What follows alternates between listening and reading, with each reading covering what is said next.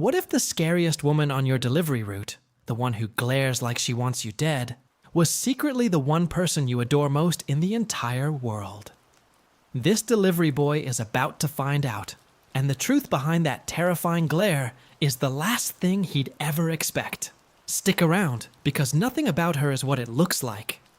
He just started a part-time gig with the food delivery app, Deliver Eater, figuring it'd be easy money and zero social pressure. There was just one problem he never saw coming. The woman at one of his regular delivery stops is, in his exact words, way too terrifying. And tonight, he has to knock on her door all over again. She's enormous, she towers over him, and she's the most intimidating person he's ever encountered in his life. He's painfully socially awkward to begin with, so his whole plan is simple. Hand over the food and sprint. But the second their eyes meet, she fixes him with the most bone-chilling glare he's ever felt. He's convinced he's done something to make her hate him. Back home, the only thing that ever calms him down is his favorite VTuber, Hanai Fuwari-chan. She's adorable, hopeless at the game she's streaming, and refreshingly real about it. Her shy, fumbling personality is something he relates to on a deep level. And right now, she's wailing because her in-game dream house just exploded into flames. The chat is roasting her mercilessly, and she's loving every second of the chaos. Then she goes quiet, leans into the mic, and asks her viewers a question that catches him off guard. Is there anything in your life you're desperate to overcome? It's the kind of question that sticks with you long after the stream ends. She confesses something the cute on-screen avatar would never let you guess. In real life, she's crippled by social anxiety, and the internet is the only place she can speak freely. She wants to overcome it. She believes there have to be others out there exactly like her. Watching her fight to better herself lights a fire under him too. If Fuwari-chan is trying this hard to face her fears, then he can't keep running from his. So when a second delivery request from the scary lady pops up, he doesn't flinch. This time he's going to deliver it with a smile, and he is absolutely not running away. He marches up to her door and forces out his cheeriest customer service greeting. "Don't run away, communicate with a smile," he chants in his head. Then she opens her mouth to respond, and her voice stops him cold. Because that voice is unmistakable, and his brain refuses to accept what it's telling him. The terrifying woman thanks him for his time, and his entire world tilts sideways. That voice belongs to Fuwari-chan. The scary lady from the delivery address and his beloved idol are the exact same person. The realization nearly knocks him off his feet. After she shuts the door, we finally see her side of things. The truth is she's a hikikomori, a total shut-in who hasn't spoken to another human face-to-face in ages. She was so nervous she could barely breathe, and she's furious at herself for not saying it better. All she wanted was to properly thank the person who always brings her food. She did her absolute best for that one tiny interaction, and now she's going to reward herself by eating immediately. The narration drops a hilarious little detail about the real woman behind the avatar. Fuwari, the actual person, apparently puts away 5 full meals a day. The contrast between the dainty VTuber and this is everything.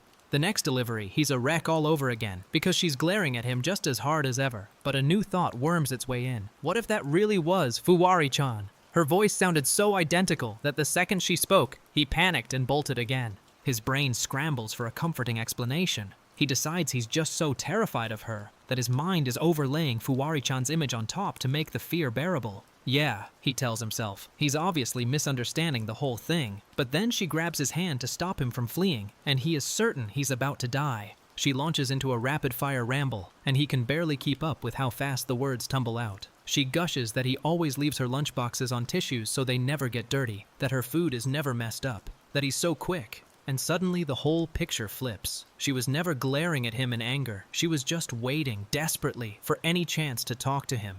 It hits him like a wave. This woman isn't scary at all. She was trying her hardest in her own clumsy way, exactly like Fuwari-chan does on stream. She tells him that since he was there, she figured she'd push herself to try harder in real life too. Whether she's actually Fuwari-chan stops mattering to him entirely. What matters is that she's standing in front of him, fighting her fears with everything she's got. Then she drops the bombshell offer. Since it'll be a paid job, will he become her conversation partner?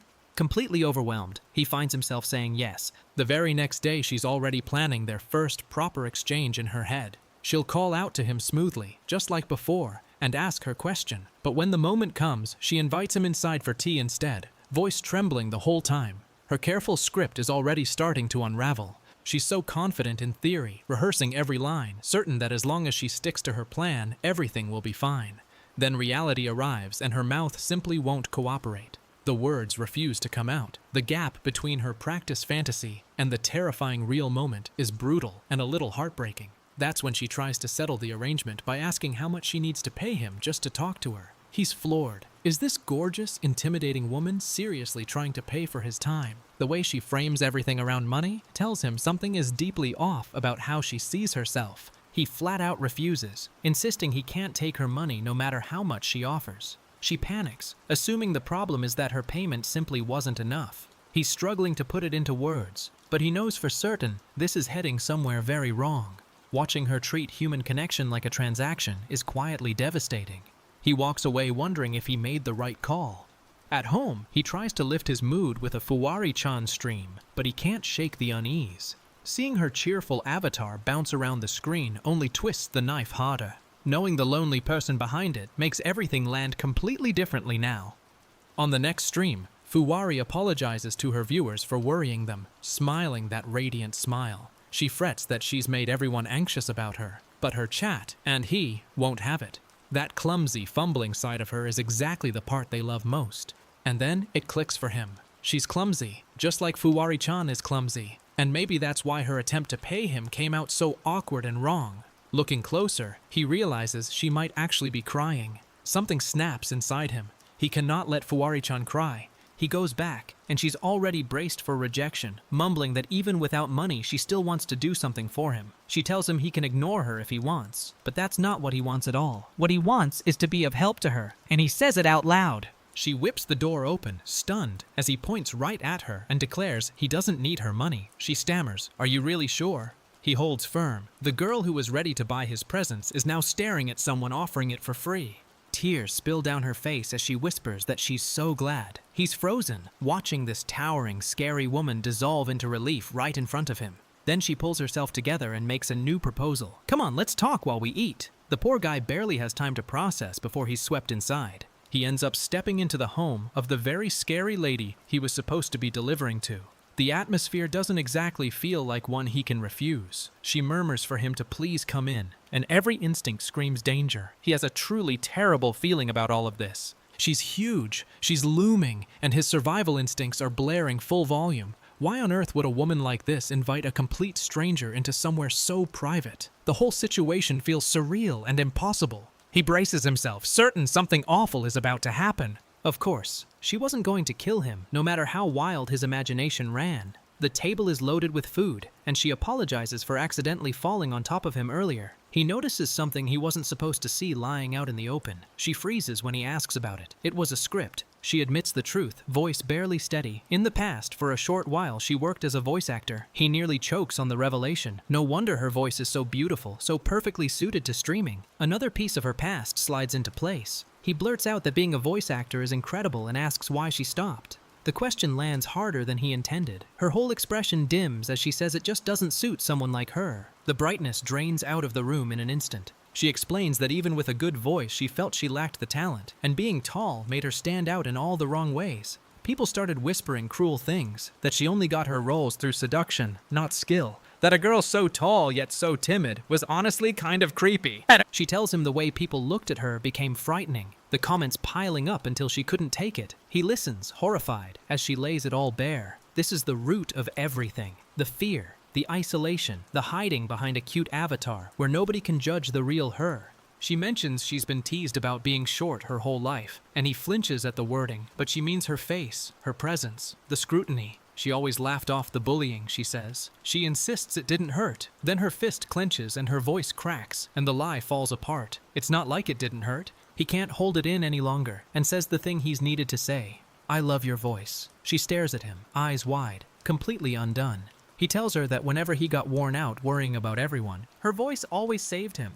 He's talking about Fuwari-chan, and he has no idea she knows. He keeps going, completely earnest, describing exactly why her voice means so much. Clear but solid, slightly high-pitched, a voice he'd want to hear even on his worst days. It's the kind of voice he'd stan, he declares with his whole chest. He's so passionate he doesn't notice her quietly losing it across the table. She manages a tiny, overwhelmed smile, and he completely short-circuits at the sight. "What's with that face?" he yells internally, flustered beyond belief. Then his phone buzzes. She gave him money, but through a completely legitimate method this time. The app cheerfully announces he's received a tip. It's the maximum possible tip, sent by the scariest Oni-san he knows. She's the very first person to ever tip him the max amount. He's stunned and a little moved, but she's not quite done squirming with embarrassment over it. And he, predictably, explodes. Didn't he just say she doesn't need to pay him? She frantically defends herself, insisting it's just a normal reward for good delivery service, asking if that's not the correct way to do things. He's not having it. It's not okay even if it's technically legal. Watching her try to channel pure gratitude into the only language she trusts, money, is both funny and quietly sad. She presses on, saying she just wants to do something in return because it's been so long since she worked this hard, and it's all thanks to him. He's torn up inside, because he's also officially getting paid, so he can't even argue properly. She's overflowing with the need to give back. He's overflowing with the need to refuse. Neither of them will budge. In her flustered panic, she knocks a drink straight onto him, splashing it everywhere. She bolts upright, shrieking that she'll die from the guilt. He just sits there dripping as she frantically apologizes over and over. The chaos is peak Fuwari-chan, only now it's spilling, literally, into real life. She fusses that she'll clean it up, completely ignoring every personal boundary in existence. He tries to insist he'll handle it himself, but she's already in his space. He finally snaps that she's totally trampling all over his personal bubble. Then she says 4 words that stop him dead. Take off your clothes. She doubles down, suggesting they go take a bath together so she can wash him properly. He nearly loses his mind. That far? The narration gently explains it isn't perverted at all. Her self-esteem is so shattered, she may not even register herself as a woman standing in front of a man. He scrambles to deflect, pointing out that someone as big as him would just be in the way and make a bigger mess. She accepts this with a quiet, defeated, "Oh, I see." He realizes with a jolt that this is precisely why her sense of boundaries is so warped. Her low self-worth has erased her own importance from the equation. He finally works up the nerve to ask the real question. What is it she actually wants deep down? Maybe a friend? She blinks, caught off guard. He tells her he wants to support her, so he at least needs to know her goal. After a long pause, she answers. Someday, she wants to go outside and talk to other people. The confession electrifies him, and he immediately starts plotting baby steps. A late-night convenience store when it's empty, maybe. She recoils in pure terror, certain she'll be lynched by the crowd, that she'll die surrounded by people. He realizes a tip this big means he'd better work for it properly. Step by step, he tells her, they'll make her goals come true. She processes it, trembling but listening, and finally says she understands. Step by step, right? He confirms it. For tonight, they'll stop here. And just like that, this terrifying woman and her #1 fan have a plan, and his nervous little smile says he's already in deeper than he meant to be. As he heads for the door, she shyly mentions she bought a futon for him too, asking if he isn't going to stay over. He yelps that this is exactly the boundary problem he keeps talking about. She drifts after him, half pleading. Come out together with me. The loneliness in that small request hangs in the air. She sinks to her knees in the hallway, overwhelmed, breathing hard. Then she finds her voice and pours out the truth. With him, she feels like she can do anything. He agrees to help, his heart clearly not as guarded as he pretends. And she promises, eyes shining, that she'll do her best with the live stream. We flash back to the moment it all began. Broke and scrolling between streams, Fuwari spots that Deliver Eater is recruiting. A grin spreads across her face. Sounds good, she murmurs. The 2 threads of this story were always one, quietly tying themselves together long before either of them knew. Cut to their first real outing, and he's leading the way while she shuffles behind in a hoodie pulled low over her face. She looks utterly imposing under the night sky, and his old fear flickers back to life. He feels like a single glance from her could end him. Some habits die hard, even when you know the truth. She peeks out nervously, asking if it's really okay to be outside after all. He reassures her, baffled by his own racing heart. She admits she can't handle interacting with anyone except him. He yells internally, wondering why he's the one who's so nervous, even as he agrees to keep going. She steadies herself with a thought. She's getting help from Oni-san, so she can't back down now. He waves her forward, and they set off together into the night. He's flustered because he's never seen her after dark, and the whole thing feels strangely intimate. 2 anxious people, leaning on each other under the stars. She's shaking like a leaf, and he marvels that out of the 2 of them, she's still the one who radiates this overwhelming presence. Then a sudden noise makes her shriek and tackle him in fright. It's just a stray cat. He's left rattled, but for a completely different reason than the one she thinks. Almost there, he tells her, pushing on. They reach a convenience store, the first checkpoint. He encourages her to try talking to the clerk, but the moment arrives and the words simply won't leave her mouth. He gently tells her to calm down, reminding her of their objective. The hurdle that feels small to everyone else is a mountain to her. She crowds up against him, panicking, and he chokes out an apology for getting so close. She mutters that she's just an insect, that she did it again, that she's really trash. He won't stand for that kind of talk. That's not you, he insists. That's just your depression talking. He's learning to recognize the difference between her and her fear. The clerk picks the worst possible second to start restocking shelves, blocking the path. He grits his teeth. If they don't call out, the clerk won't even notice them. He worries it might be too much for her right now. Then she steadies herself and tries to speak. Excuse me. Excuse me. He realizes that right now, his real job is just to stand back and watch her make the effort. It's agonizing to see her struggle this hard, but she's trying to move forward on her own, and that matters more than anything. He bites his tongue and lets her fight her own battle, ready to catch her if she falls. The clerk finally turns around, and she stiffens, the words catching in her throat. She manages a single, choked attempt before dissolving into a coughing fit. The poor clerk asks if she's all right and points her to the register. She didn't get the full sentence out, but she made a sound, and that's a start. They walk out hand in hand, payment completed, and a banner overhead advertises a big cafe latte. He's beaming. Mission convenience store. Cleared. He turns to her, eyes bright, and tells her that was amazing. The smallest victory in the world, and to them it's enormous. She's still reeling, and he gently points out that the payment went through online without her needing to say a single word. Right, she breathes, dazed. He cheers, yes! Under the night sky, she shyly asks if she did a good job. The vulnerability in that question is its own kind of brave. Before he can answer, the clerk comes sprinting out after them, yelling for Oni-san to wait. The man bows, apologizing, explaining he forgot to put an ice cream spoon in the girlfriend's packet. He hands it over. She freezes at one word, girlfriend, and he notices, with a jolt, that they're still holding hands. She starts trembling all over again, and he scrambles to do damage control so she won't be uncomfortable. He clarifies to himself that they're just a delivery guy and a customer, that their entire relationship is about money.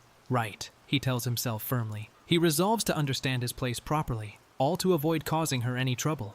We cut to her on stream, an absolute menace at her game, chat exploding with hype and super chats. As Fuwari, she's fearless, hilarious, completely in her element. She laughs that the online world is just so much fun. Then her smile fades. In the real world, she only ever gets hurt. A quiet, devastating thought settles over her. If she could just stay like this forever, hidden behind the avatar where it's safe, that would be enough for her. The screen flickers with the glow of her sanctuary. Outside, a typhoon batters the building. The storm mirrors everything she's running from.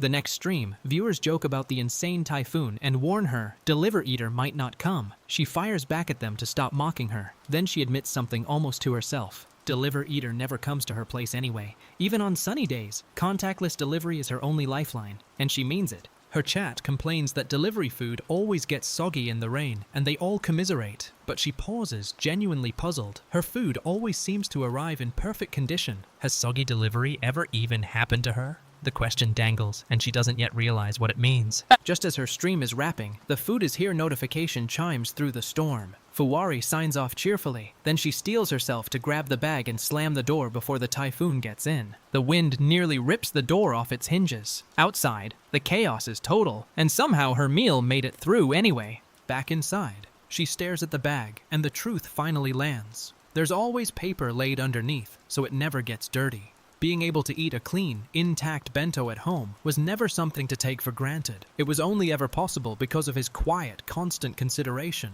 for someone whose face he's never even seen.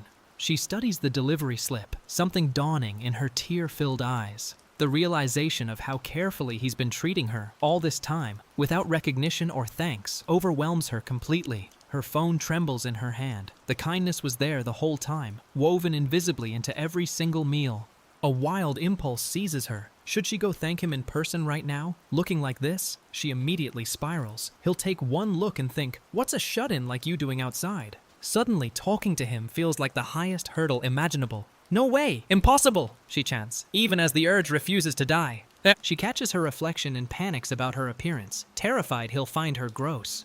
Then she reasons with herself. Modern people bleach their hair. It's not weird, right? She grabs a choker, fretting that her outfit is too revealing, getting completely carried away. We're watching, in real time, how this anxious girl accidentally built her entire intimidating look. Even if she fixes her appearance, a new dread surfaces. Her voice might not even come out. She bites her tongue, practicing a simple thank you, and recoils in agony. Every layer she peels back reveals another wall. Interacting with normal people, she despairs, is just too hard. The bullying scarred her deeper than anyone could see. And yet, she remembers her viewers' words, the ones cheering her on while she ran and hid. She started to wonder what she was even doing running away from everything. While they all gave their best in the real world and rooted for her, she owed them something. Fuwari, behind the flower-crowned avatar, made a quiet vow. She wants to be able to talk in the real world too. This is the exact stream he was watching at the very beginning, the words that lit the spark in both of them at once. We see her change her delivery setting from leave at the door to hand to a person. Two strangers, inspired by the same broadcast, reaching toward each other across the same fear. The whole story loops back to its own heartbeat. A new chapter dawns, and the easy money he expected has become something far more complicated. Because somewhere along the way, he ended up disliked by the Oni-san at his delivery stop, or so he thinks. He approaches her door once more, stomach in knots, bracing for the worst. Neither of them has any idea how badly they've both misread the situation. The air between them is unbearably awkward as he hands over the food. He remembers the convenience store when the clerk mistook them for a couple and clearly made her uncomfortable. So today, to avoid any more misunderstandings, his plan is to leave fast. She looks even more tense than usual, and he reads it as her wanting him gone. He couldn't be more wrong.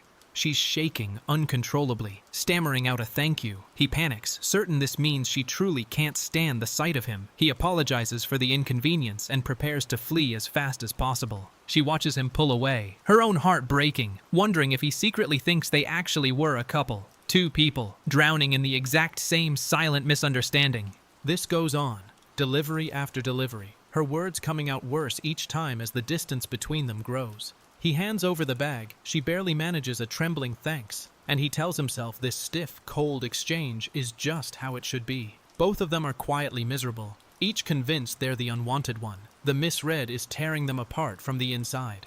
Finally, she can't take it anymore and begs him not to run away, tears streaming down her face. The words pour out in a rush. She thought he hated her, so she'd been acting weird, pulling back, trying not to bother him. She apologizes for being so strange, for everything. The truth comes spilling out at last. It lands on him like a thunderbolt. She doesn't hate him. She's the Oni-san, just like him, who misunderstood everything and changed how she acted because of it. From her side, he must have suddenly seemed cold and distant for no reason. He realizes, with a sinking heart, that he even wasted all the effort she'd been making. The mirror finally turns around. They both crack at once, apologizing over each other in a frantic tangle. "It was my fault," he insists. "It was just my misunderstanding," she cries. He grabs the moment and makes a promise that cuts straight to the center of everything. His feelings of wanting to support her won't change. Not now, not ever. But he's honest with himself too. He'll probably misunderstand things again somewhere down the line, so he makes it a vow.